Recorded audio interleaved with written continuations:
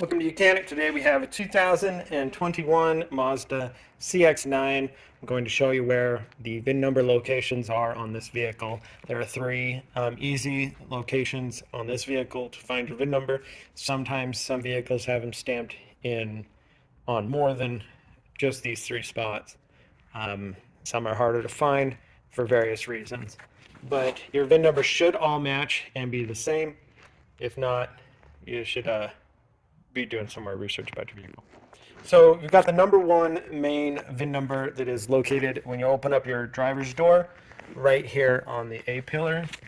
And this is the one that provides most of the information about your vehicle, being the year manufactured. And then you've got your VIN number here and where it is made.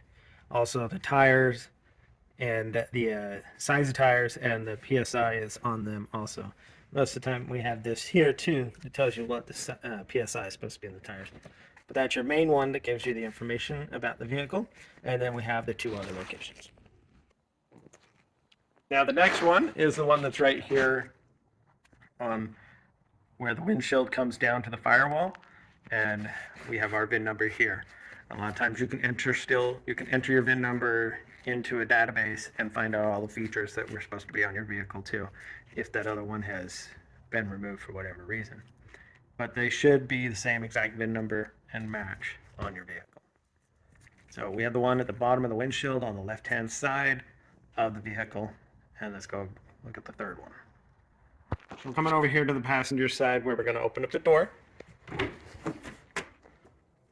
And down here on the bottom, if you had your mat in here, your floor mat, you would need to pick that up, and you can see this little cover here. It says a VIN on it. So you just open it up, and we have a VIN number that is stamped into the metal there.